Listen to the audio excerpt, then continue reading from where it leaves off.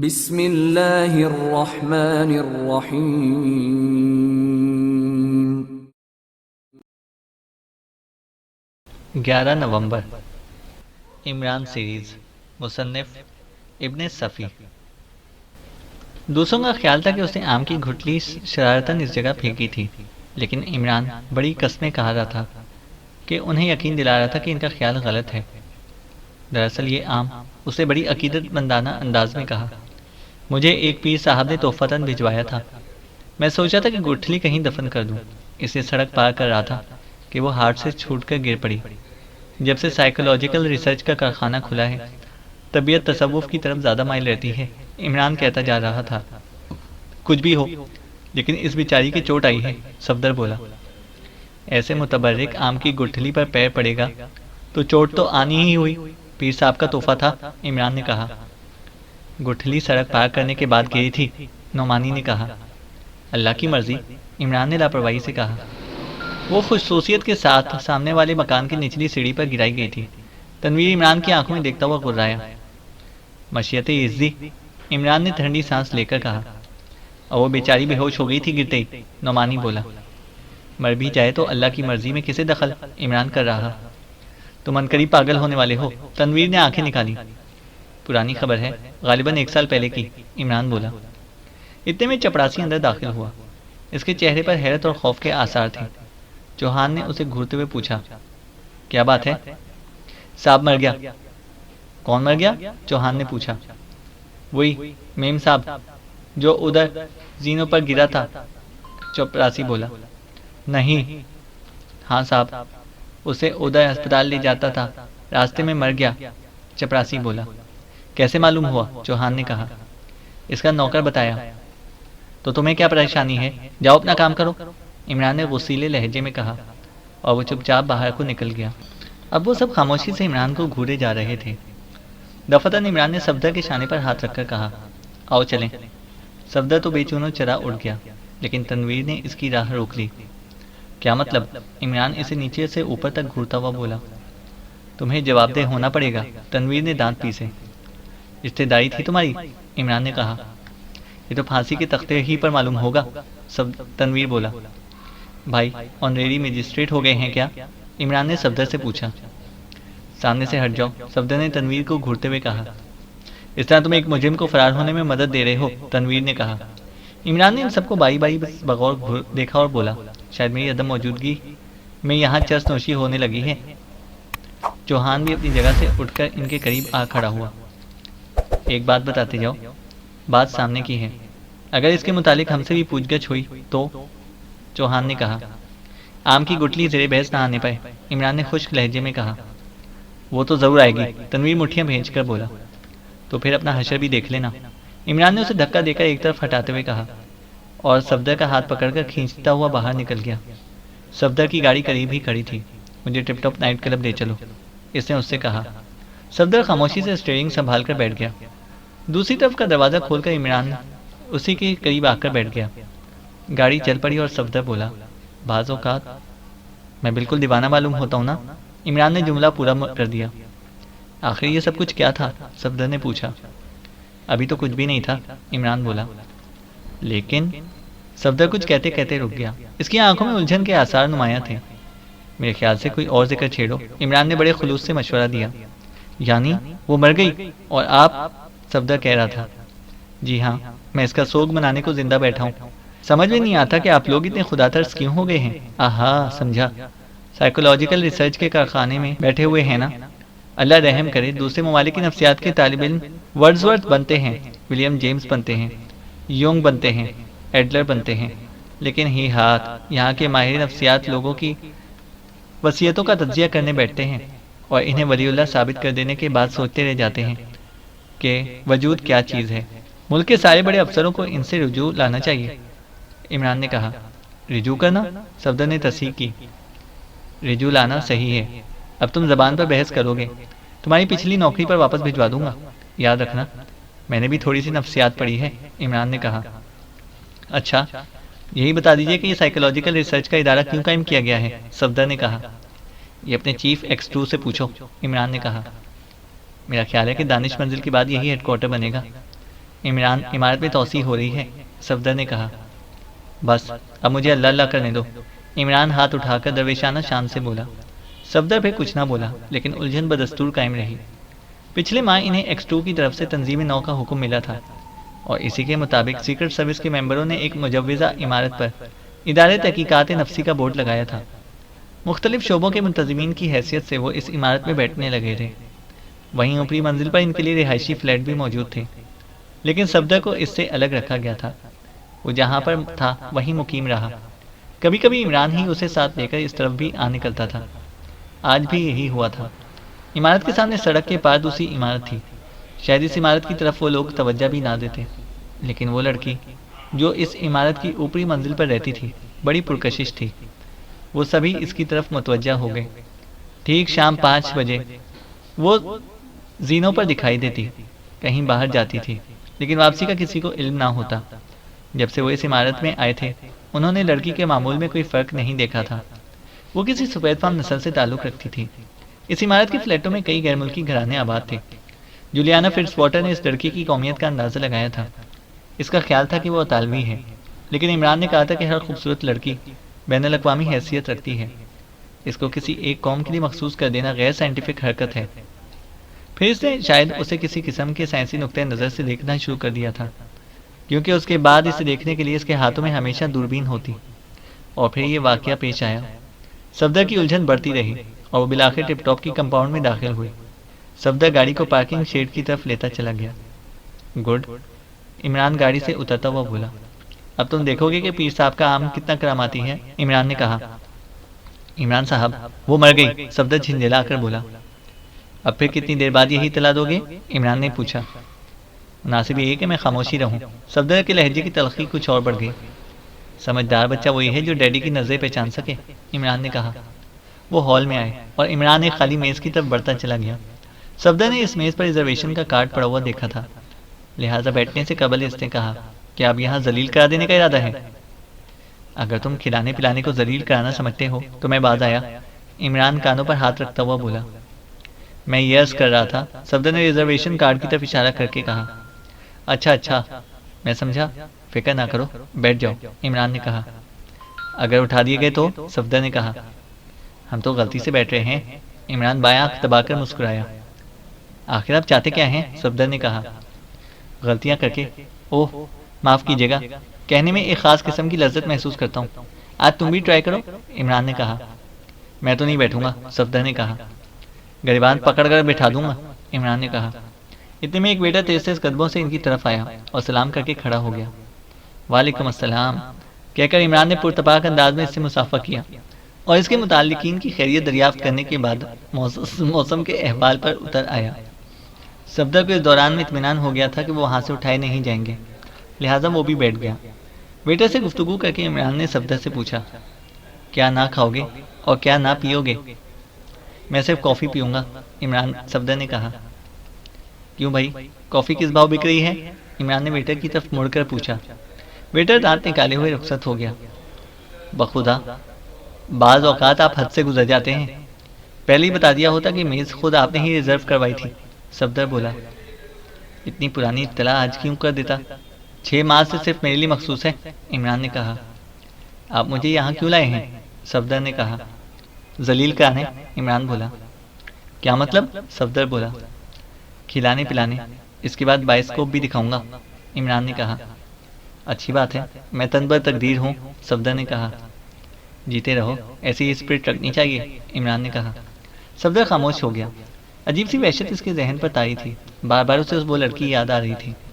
लेकिन गिर कर बेहोश हो जाना और चीज़ है, और मर जाना।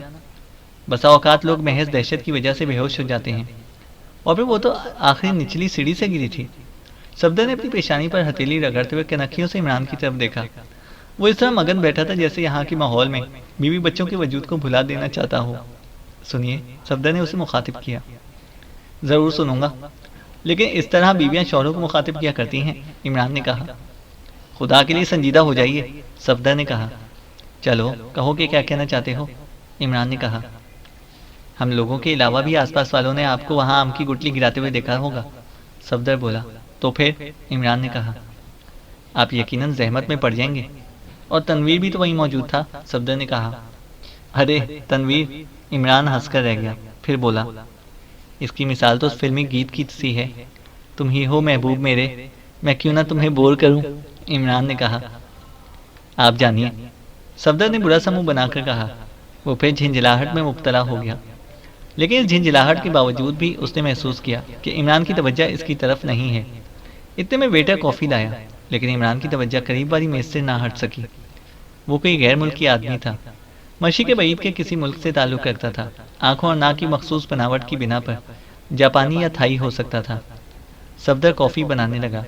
फिर जब इसने एक प्याली इसकी तरफ बढ़ाते हुए उसे मुखातिब किया, तो वो चौंक कर उसे ऐसे देखने लगा जैसे इसकी मौजूदगी का इल्म ही ना रहा हो। कॉफ़ी, सफदर इसकी आंखों में देखता हुआ बोला। इस आदमी का नाम योकावा है, इमरान ने कहा। मैं कॉफ़ी पेश कर रहा हूँ, इसे जहन्नम में झोंकिए, सफदर ने कहा। हाँ अच्छा। इमरान ने कॉफ़ी की प्याली उठा ली और एक चुस्की ली। वैसे सफदर को भी अब उस आदमी की तरफ पूरी तरह मुतवज्जा होना पड़ा। भला इमरान इसमें यूं ही ख्वामख्वा क्यों दिलचस्पी लेने लगा। वो आदमी अपनी मेज़ पर तन्हा था और बार बार सदर दरवाजे की तरफ देखने लगा था। योकावा, सफदर ने दिल ही दिल में दोहराया और कॉफ़ी पीने लगा। पिछले साल मैंने 11 नवंबर को 11 ऊँट शिकार किए थे। दफातन इमरान ने ऊंची आवाज़ में कहा। ज़बान अंग्रेज़ी इस्तेमाल की थी। बज़ाहिर मुखातिब सफदर था, लेकिन सफदर अच्छी तरह समझता था कि ये बकवास किसी और के लिए थी। सफदर ने योकावा को चौंकते हुए देखा, फिर वो इमरान की तरफ इसी तरह मुतवज्जा हुआ जैसे वो कोई अजूबा हो। हैरत से उसके होंठ खुल गए। फिर अचानक वो अपनी मेज़ से उठकर उनके पास आ बैठा। अब इसके होंठों पर लतीफ़ सी मुस्कुराहट थी। ऐसा मालूम होता था जैसे वो इन दोनों के लिए गहरे जज्बात रखता हो। ये मुल्क बड़ा खूबसूरत है, उसने कहा। इमरान ने मुस्कुराकर सर को जुम्बिश दी, कुछ बोला नहीं। सफदर ने बेटे को इशारे से बुलाकर इस बिन बुलाए मेहमान के लिए भी कॉफ़ी तलब की। योकावा के हाथ में रोल किया हुआ एक अखबार था, जिसे इसने मेज़ पर रख दिया और अपनी जेबें टटोलने लगा। ओह, शायद मेरा पर्स बरसाती की जेब में रह गया है, जिसे मैं क्लॉक रूम में छोड़ आया हूँ, उसने कहा और उठ खड़ा हुआ। सफदर ने कुछ कहने के लिए होंठ खोले ही थे, फिर बंद कर लिए और उसे तेजी से सदर दरवाजे की तरफ जाते हुए देखता रहा। इमरान बेहसो हरकत बैठा रहा। अजीब हवन्नक आदमी मालूम होता है, सफदर बिलाखिर बोला। लेकिन अब वो वापस नहीं आएगा। इमरान ने सर को मायूसाना जुम्बिश दी। क्यों? आखिर बात क्या है? किसी और के धोखे में इस मेज पर आ बैठा था, इमरान ने कहा। आखिर क्यों? सफदर ने पूछा। 11 नवंबर थी, इस वजह, इसकी वजह। 11 ऊँटों वाली बात तो महज तफन्नुन तबाह के लिए कही गई थी। वैसे ही और बात है कि तफन्नुन तबाह के मायने भी मुझे मालूम ना हो, इमरान ने कहा और वो रोल करा हुआ अखबार उठा लिया जिसे योकावा छोड़ गया था। वेटर दोबारा तलब की हुई कॉफ़ी ले आया। अब मैं इसका क्या करूं? सफदर ने इमरान को घूरते हुए कहा। किसका? इमरान ने अखबार से नजरें हटाए बगैर कहा। उसने उसे मेज़ पर फैला लिया था। ये कॉफ़ी मैंने इसी के लिए मंगवाई थी, सफदर बोला। इसलिए इसके दाम भी खुद ही भुगतोगे? सफदर आगे से कुछ ना बोला। थोड़ी देर बाद इमरान बड़बड़ाया। गलती हो गई।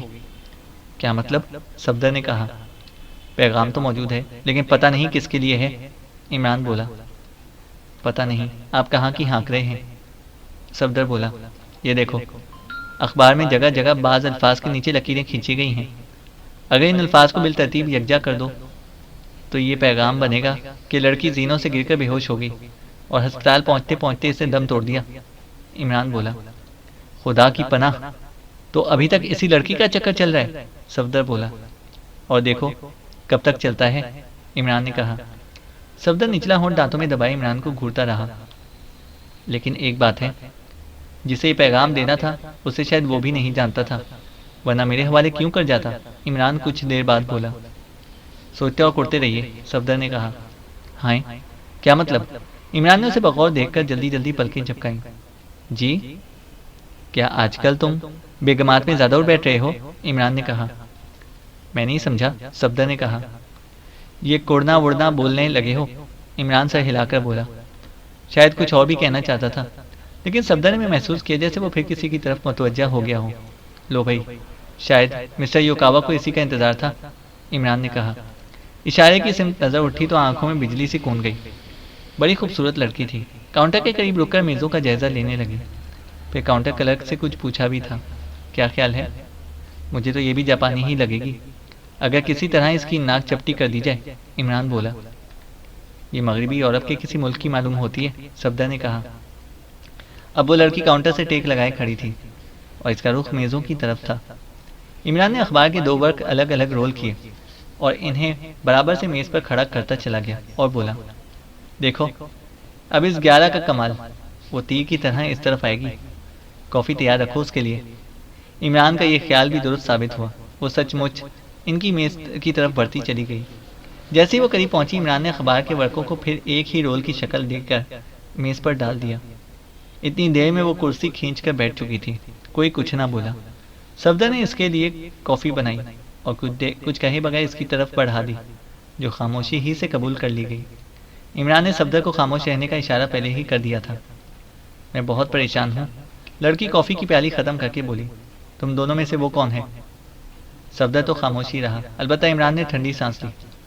तुम हो, लड़की ने इसकी आंखों में देखते हुए पूछा और इमरान ने मगमूम अंदाज में सर को इस्बाती जंबिश दी। ओह, अगर ये सच है तो मुझे खुश होना चाहिए, लड़की बोली और इमरान ने अहमकाना अंदाज में दांत निकाल दिए। इसके बाद लड़की ने अखबार उठा लिया और अब इमरान इसकी तरफ से बिल्कुल लापरवाह नजर आ रहा था।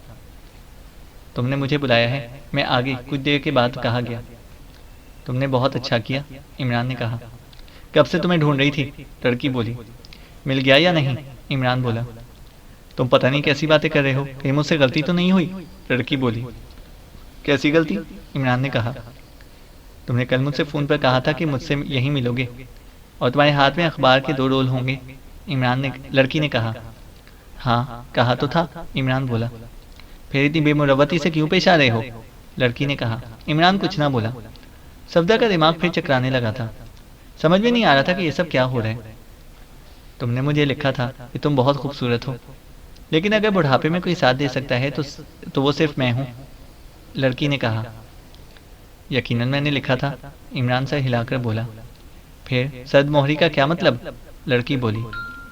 तुम्हारे बुढ़ापे का इंतजार कर रहा हूँ, इमरान ने बड़ी संजीदगी से कहा। सफदर ने हंसी रोकने के सिलसिले में दूसरी तरफ मुंह फेर लिया। तुम्हारी बात मुझे समझ में नहीं आई, लड़की ने कहा। कहाँ क्या है तुम्हारा, इमरान ने पूछा।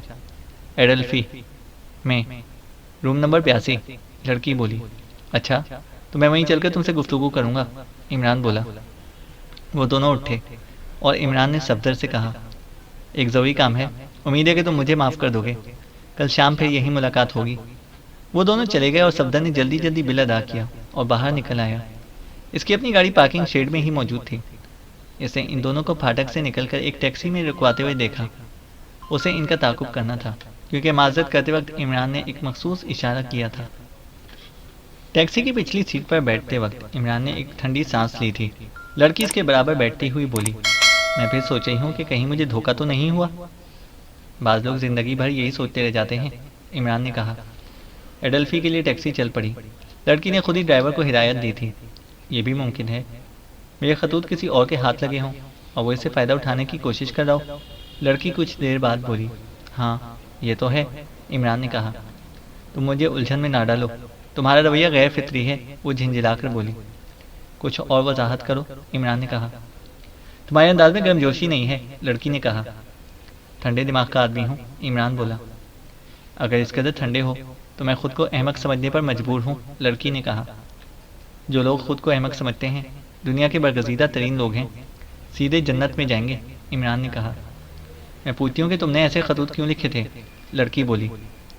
खतूत लिखना तो मेरी हॉबी है, कुछ नहीं तो रेडियो ही वालों को बोर करता रहता हूँ कि फ़लाँ गाना एक बार फिर सुनवा दीजिए। मैं और मेरी दादी जान मुश्ताक हैं, इमरान ने कहा। जमाल, तुम कैसी बातें कर रहे हो, लड़की बोली। जमालुद्दीन सिद्दीकी कहो, पूरे नाम के बगैर मैं मुतवज्जा नहीं होता, इमरान बोला। मेरे खुदा, मैं क्या करने जा रही हूँ, लड़की बोली। अगर जवाब मिल सके तो ज़रूर पूछो खुदा से, इमरान ने कहा। अच्छा बताओ कि मैं कौन हूँ, लड़की ने मकाना अंदाज में पूछा। इमरान ने इसके सवाल का जवाब देने की बजाय बोल पड़ा। हम एडल्फी पहुँच गए हैं। टैक्सी एडल्फी के कंपाउंड में पहुँचकर रुक गई, लेकिन लड़की बेहसो हरकत बैठी रही। क्या उतरने का इरादा नहीं है, इमरान ने पूछा। ओह हाँ, वो चौंक पड़ी। चलना में इमरान को देखती रही, फिर बोली, अच्छी बात है। अगर तुम वो नहीं तो कम अज़ कम मुझे इसके सिलसिले में कोई माकूल मशवरा ही दे सकोगे। यहाँ मैं अजनबी हूँ, तुम पहले मकामी आदमी हो जिससे इतनी देर तक गुफ्तगू होती रही है। लड़की ने कहा। मशवरों का माहिर हूँ, फिक्र ना करो, इमरान ने कहा। ड्राइवर इनके लिए दरवाज़ा खोले खड़ा था। लड़की उतर गई और दूसरी तरफ से इमरान खुद ही दरवाज़ा खोलकर नीचे उतरा। फिर वो कमरा नंबर 82 के सामने ही रुके थे। लड़की ने हैंडल घुमाकर दरवाज़ा खोला और पहले खुद अंदर दाखिल हुई। कमरा खाली था। इमरान ने इसकी तकलीद की। बैठ जाओ, लड़की ने कुर्सी की तरफ इशारा किया। तुम बहुत खूबसूरत हो, इमरान ने बैठने से पहले अहमकाना अंदाज में कहा। लड़की कुछ ना बोली। दफतन बाएं जानिब का दरवाज़ा खुला और युकावा हाथ में रिवॉल्वर लिए दाखिल हुआ। रिवॉल्वर का रुख इमरान की तरफ ही था। इस मामले में कोई मशवरा देने से पहले मुझे डिक्शनरी कंसल्ट करनी पड़ेगी, इमरान ने लड़की से कहा। लड़की खामोश रही। तुम कौन हो? युकावा इमरान को खुख्वार नज़रों से देखता हुआ फपकारा। इनसे पूछो, इमरान ने लड़की की तरफ इशारा किया। बकवास नहीं, ये रिवॉल्वर बेआवाज़ है, युकावा बोला। अच्छा? इमरान का लहजा हैरत और मुसरत से लबरेज था। मैंने आज तक ऐसा रिवॉल्वर नहीं देखा था। वक्त ज़ाया ना करो, मेरी बात का जवाब दो, युकावा बोला। मैं हूँ, इमरान बोला। क्या मुझे तशद्दुद पर आमादा होना पड़ेगा? युकावा बोला। भाई, ये खुद ही मुझे यहाँ पर लाई हैं, वरना मैं तो बिल्कुल बेज़रर सा आदमी हूँ, इमरान ने कहा। तुमने क्लब में 11 नवंबर का हवाला क्यों दिया था? युकावा बोला। 11 नवंबर? क्या मतलब? कैसा हवाला? ओह मेरे खुदा, तुम ही थे शायद। कुछ देर के लिए मेरी मेज़ पर आए थे और फिर उठ गए थे। मैं सोचता ही रह गया था, इमरान बोला। तुमने 11 नवंबर के मुतालिक कोई बात कही थी, युकावा ने कहा। मुझे तो याद नहीं, इमरान ने कहा। मैं सच कहता हूँ कि गोली मार दूंगा, युकावा बोला। सुनो मेरी बात, मेरी जेब में सिर्फ 4.25 रुपये मौजूद हैं। तुम यूं ही ले लो, ख्वामख्वा बात बढ़ाने की क्या ज़रूरत है? अगर पहले से मालूम होता कि किसी इतनी खूबसूरत लड़की से सामना पड़ने वाला है तो आज ही सारी रकूमात बैंक से निकलवा लेता, इमरान ने कहा। तुम यूं ना मानोगे। लड़की? युकावा बोला। यस बॉस, लड़की बोली। दरवाज़ा मुकफिल कर दो, युकावा ने कहा। अच्छा बॉस, लड़की बोली। लड़की ने आगे बढ़कर दरवाज़ा मुकफिल करने की कोशिश की, फिर मुड़कर मायूसाना लहजे में बोली। कुंजी घूमती ही नहीं, शायद बाहर से कुंजी लगी हुई है। परवाह नहीं, युकावा गर्दन झटक कर बोला। तुम गुसल खाने में चली जाओ, मैं देखता हूँ। गुसल खाने में क्यों बॉस? क्या मैं डरती हूँ? मैं भी देखूंगी। अरे तो क्या तुम हाथापाई करोगे? इमरान ने बौखलाए हुए लहजे में कहा। हाँ, मैं तुम्हें मारूंगा, युकावा बोला। आखिर क्यों? इमरान ने पूछा। ताकि तुम सच्ची बात उगल दो, युकावा बोला। कैसी सच्ची बात? मैं तो बड़ी मुसीबत में पड़ गया हूँ।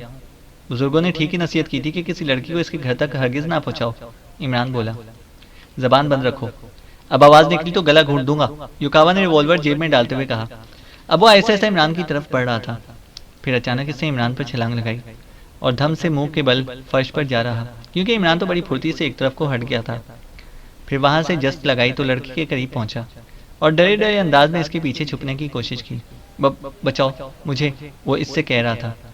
इसके शाने भी पकड़ लिए थे और फिर तो इसे ढाल बनाकर रख दिया। युकावा इस पर दोबारा हमला करने की घात में था और इमरान लड़की समेत पैंतरे बदल रहा था। लड़की ने बहुत कोशिश की थी कि इसकी ढाल ना बने, लेकिन इसके शाने पर इमरान की गिरफ्त से नहीं निकल सके थे। देखो मिस्टर, अगर अब तुमने हमला किया तो मैं इस लड़की की रीढ़ की हड्डी तोड़ दूंगा, इमरान ने युकावा को वार्निंग दी। ठीक इसी वक्त किसी ने दरवाजे पर दस्तक दी और युकावा इस तरफ को मुतवज्जा हो गया। फिर वो बड़ी फुर्ती से रिवॉल्वर दोबारा निकालता हुआ ऐसी जगह पहुंच गया कि अगर दरवाज़ा खुलता तो वो इसकी ओट में होता। वहीं से इसने लड़की को इशारा किया और वो ऊंची आवाज़ में बोली, आ जाओ। इमरान ने अभी इसके शाने नहीं छोड़े थे। ये क्या कर रहे हो? पता नहीं कौन हो, इसने इमरान से कहा। ज़्यादा से ज़्यादा जेल चला जाऊंगा, और क्या? दरवाज़ा खुला, सामने सफदर खड़ा था। इसका मुंह हैरत से खुल गया। इमरान इसे आंख मारकर मुस्कुराया और बोला, आ जाओ आ जाओ। भला तुम्हें चैन कहाँ? इस लड़की के साथ आया था, भला तुम क्यों ना ताकुब करते? चले आओ, यहाँ कुछ गलत फहमी हो गई है, इमरान बोला। जैसे ही सफदर ने कमरे में कदम रखा, दरवाज़ा बंद हो गया। इसने दाखिल होते ही महसूस किया था कि हालात गैर मामूली हैं, लेकिन जितनी देर में वो संभलता, युकावा रिवॉल्वर ताने सामने आ चुका था। इमरान ने कहकहा लगाया और चिढ़ाने वाले अंदाज में सफदर से बोला, फंस गए ना? आखिर अब की बार, कितनी बार मना किया है कि मेरी टो में ना रहा करो। लेकिन भला तुम्हें चैन कहाँ? कोई लड़की देखी, मेरे साथ और पीछे लग गए, इमरान बोला। सफदर अहमकाना अंदाज में कभी युकावा की तरफ देखता और कभी इमरान की तरफ। इमरान ने अब लड़की के शाने को छोड़कर दोनों हाथों से गर्दन पकड़ ली थी। लड़की के चेहरे पर खौफ के आसार नजर आने लगे थे। सुनो मिस्टर, इमरान ने युकावा को मुखातिब करते हुए कहा, तुम मेरे दोस्त को गोली मार दो और मैं इस लड़की का गला घूंटे डालता हूँ। मैं तुम दोनों ही को गोली मारूंगा, वरना लड़की का गला छोड़ दो। युकावा गुर्राया। देखो, ये लड़की खुद ही मेरे दोस्त को अपने साथ लेकर आई है, सफदर भर्राई हुई आवाज में बोला। अब क्या हो सकता है, ये हम दोनों को जिंदा नहीं छोड़ेगा। मैं लड़की का गला नहीं छोड़ूंगा, इमरान चहकारा। तुम अगर इंसानियत से पेश आओ तो मामला रफा दफा का हो सकता है, सफदर ने युकावा से कहा। मेरे दोस्त की जहनी हालत ठीक नहीं है, तुम किसी अदालत में भी इसके खिलाफ चाराजोई करके कुछ हासिल नहीं कर सकते। सफदर बोला। कैसे मामलात? युकावा ने कहा। जो कुछ भी हो, सफदर बोला। तुम नहीं जानते, युकावा ने कहा। मैं इसके अलावा और कुछ नहीं जानता कि मेरा दोस्त जहनी फतूर में मुब्तला है, सफदर बोला। अच्छी बात है, इसके बाद मैं तुम्हारा गला घूंट दूंगा। तुम मुझे पागल कह रहे हो, सफदर इमरान बिगड़ कर बोला। रिवॉल्वर जेब में रख लो, सफदर ने युकावा को मशवरा दिया। और लड़की से पूछो कि इसको यहाँ पर क्यों लाई थी। ओह मेरे खुदा, तुम तो वही हो, तुम भी तो कुछ देर पहले हमारी मेज पर बैठे थे। आखिर ये सब क्या है? सफदर ने कहा। मैं ये जानना चाहता हूँ कि तुम्हारे दोस्त ने 11 नवंबर का हवाला क्यों दिया था, युकावा ने कहा। ओह, ये तो ऐसी ऊटपटांग बातें करते ही रहते हैं। मैं यही तो बता रहा था कि जहनी फतूर में मुब्तला है, सफदर मुस्कुराकर बोला। शट अप, इमरान धाड़ा। तुम क्यों मेरे पीछे रहते हो? अच्छा है तुम्हें गोली मार दी जाए, ये रिवॉल्वर का भूत है। बे आवाज, खामोशी से मर जाओगे, इमरान ने कहा। सुन रहे हो, सफदर ने युकावा से कहा। क्या ये किसी सही दिमाग आदमी की गुफ्तगू हो सकती है? दफतन लड़की के हलक से घुटी घुटी सी आवाजें निकलने लगी और सफदर चीखा। वो पागल है, उसे मार डालेगा। युकावा गड़बड़ा गया और ठीक इसी वक्त सफदर ने उसके हाथ से रिवॉल्वर वाले हाथ पर हाथ डाल दिया। रिवॉल्वर दूर जा पड़ा, लेकिन साथ ही सफदर भी कई फीट ऊपर उछलकर नीचे गिरा। युकावा ने जूडो का एक दाव इस्तेमाल किया था, फिर वो बड़ी फुर्ती से इमरान की तरफ झपटा। इमरान ने पहले ही लड़की को छोड़ दिया था, दोनों लिपट पड़े। इस पर भी युकावा ने बड़ी फुर्ती से एक जूडो का दाव आजमाना चाहा, लेकिन नाकाम रहा, क्योंकि इमरान ने भी बिजली की तरह इसका तोड़ कर लिया था। साथ ही इसने ढप पर लाकर धोबी पाट मारा, और फिर जैसे ही वो गिरा, इमरान ने अपना दायां घुटना इसकी गर्दन पर रख दिया। नहीं, मुझे छोड़ दो, मैं तुम्हें हजारों रुपए दूंगा, युकावा फंसी फंसी सी आवाज में बोला। सफदर ने इतनी देर में रिवॉल्वर पर कब्जा करके इस लड़की को इसी जगह पर खड़ा रहने पर मजबूर कर दिया था। फिर इमरान ने युकावा के बाल मुट्ठी में जकड़कर इसे सीधा खड़ा कर दिया। इसके बाद जो धक्का दिया तो वो दीवार से जा टकराया। और अब बोलने की बारी तुम्हारी है, इमरान अपने हाथ झाड़ता हुआ बोला। युकावा दीवार से लगा हाँप रहा था। शुरू हो जाओ, मेरे पास वक्त नहीं है, इमरान ने उसे घूरते हुए कहा। मैं ये मालूम करना चाहता था कि तुम कौन हो, युकावा ने कहा। आखिर मैं ही क्यों, इस शहर में तकरीबन 30 लाख आदमी रहते हैं, इमरान ने कहा। तुम इस लड़की का ताकुब क्यों करते थे, युकावा बोला। इस लड़की का, इमरान ने कहा। वो जो जीनों से गिरकर मर गई थी, युकावा बोला। हाय, वो लड़की जो जीनों से गिरी थी, क्या मर गई, इमरान बोला। हाँ मर गई, युकावा बोला। बड़ा अफसोस हुआ, वो मुझे अच्छी लगी थी, इसलिए ताकुब करता था। लेकिन तुम ये बताओ कि अखबार में खुतूत कशीदा अल्फाज वाला पैगाम किसके लिए था, इमरान ने कहा। किसी के लिए भी नहीं, मैं तो सिर्फ ये देखना चाहता था कि तुम्हारी हकीकत क्या है, फिर ये जाहिर करने के लिए कि पैगाम गलती से तुम्हारे हाथों में पहुंच गया। ये लड़की तुमसे अखबार हासिल करने जाती, मकसद सिर्फ ये था कि तुम्हें घेर कर यहाँ तक लाया जाए, युकावा ने कहा। सो मैं आ गया, इमरान ने कहा। तुम कौन हो, युकावा बोला। ये अब तुम्हें अपने बारे में बताओगे, इमरान ने कहा। मैं इसे चाहता था, कभी वो मेरी सेक्रेटरी थी, मुझे छोड़कर यहाँ चली आई, और मैं इसका ताकुब करता रहा, छुप छुप कर देखता रहा कि आखिर इसमें ये अचानक तब्दीली क्यों आई, इसने मुझे क्यों छोड़ दिया, युकावा ने कहा। 11 नवंबर पर क्यों भड़के थे, इमरान ने कहा। ये मैं नहीं बताऊंगा, ये एक मुकद्दस राज है, इससे मुझसे बेवफाई की थी, लेकिन मैं तो इन यादों को अपने सीने से लगाए रहूंगा, युकावा ने कहा। और आपकी तारीफ, इमरान ने लड़की की तरफ इशारा किया। ये भी मेरी सेक्रेटरी है, युकावा बोला। चलो माफ किया, इमरान सा हिलाकर बोला। कुछ देर खामोशी रही।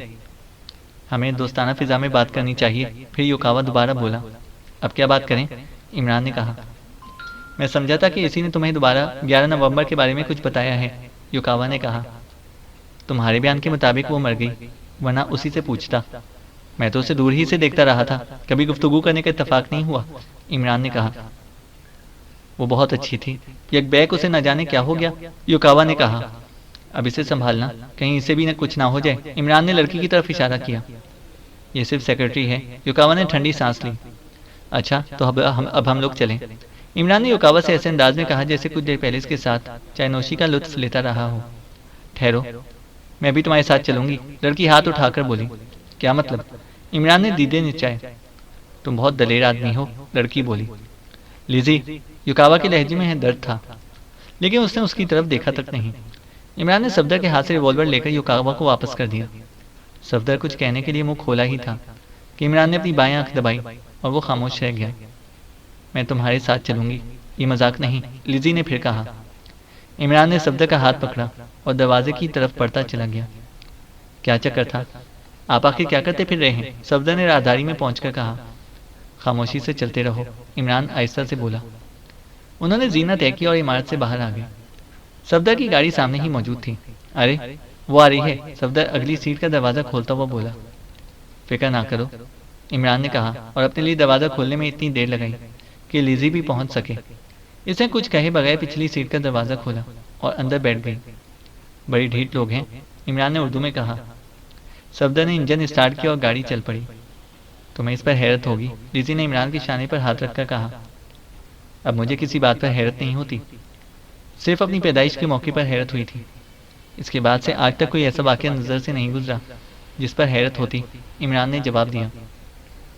तो फिर तो मुझे धोखेबाज समझ रहे होगे, लिजी बोली। अरे मैं किसी को कुछ नहीं समझता, इमरान बोला। वो तुम्हें पसंद थी? लिजी ने कहा। कौन? रोज़ी, लिजी बोली। कौन रोज़ी? इमरान ने कहा।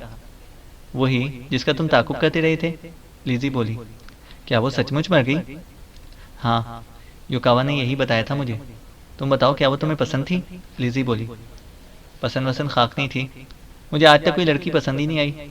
मैं तो बस ये देखने के लिए हर लड़की का पीछा करता हूँ कि शायद इसमें कोई ख़ास बात हो, लेकिन आज तक तो ऐसी कोई मिली नहीं, इमरान ने कहा। क्या ख़ास बात देखना चाहते हो? लिजी ने कहा। ये नहीं बताऊँगा, वरना लड़कियाँ एक्टिंग करती फिरेंगी, इमरान ने कहा। ओहो, तो क्या तुम इतनी ही हिम्मत रखते हो, इतनी ही अहमियत रखते हो कि लड़कियां तुम्हें रिझाने के लिए एक्टिंग करती फिरें? इमरान, लड़की ने कहा। सवाल यह है कि तुम क्यों मेरे पीछे दौड़ी चली आई हो? लिजी, इमरान ने पूछा। पता नहीं तुम कैसे आदमी हो, लिजी बोली। अब कुछ ना कहूँगा, चाहे सर ही पर क्यों सवार ना हो जाओ, इमरान ने कहा। कुछ देर फिर खामोशी रही। दफतन सफदर ने पूछा। अब आप कहाँ जाएंगे? बस अब तुम मुझे ले जाकर समुद्र में फेंक दो, देखता हूँ ये कैसे मेरे पीछे आती है, इमरान ने उर्दू का जवाब अंग्रेजी में दिया और वो तर्ज से बोल उठी। छलांग लगा दूंगी समुद्र में, यकीन आए तो आजमा कर देख लो। अच्छा अच्छा, देखूंगा, इमरान बोला। सफदर ने थोड़ी देर बाद फिर पूछा कि कहाँ जाना है। अपने घर के अलावा और हर जगह जाने को तैयार हूँ, खैर जहाँ कहूँ मुझे उतार कर राह लेना, इमरान ने कहा। मॉडल टाउन की एक सड़क पर इसने सफदर से गाड़ी रोकने को कहा। लिजी इस वक्त तक नहीं उतरी थी जब तक इमरान नहीं उतरा।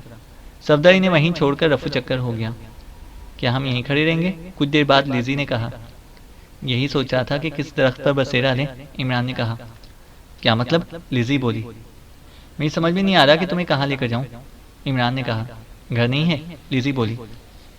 है तो, लेकिन वहाँ तिल रखने की जगह नहीं है। 2 बीवियाँ और 11 बच्चे हैं, इमरान ने कहा। 2 बीवियाँ? लिजी बोली।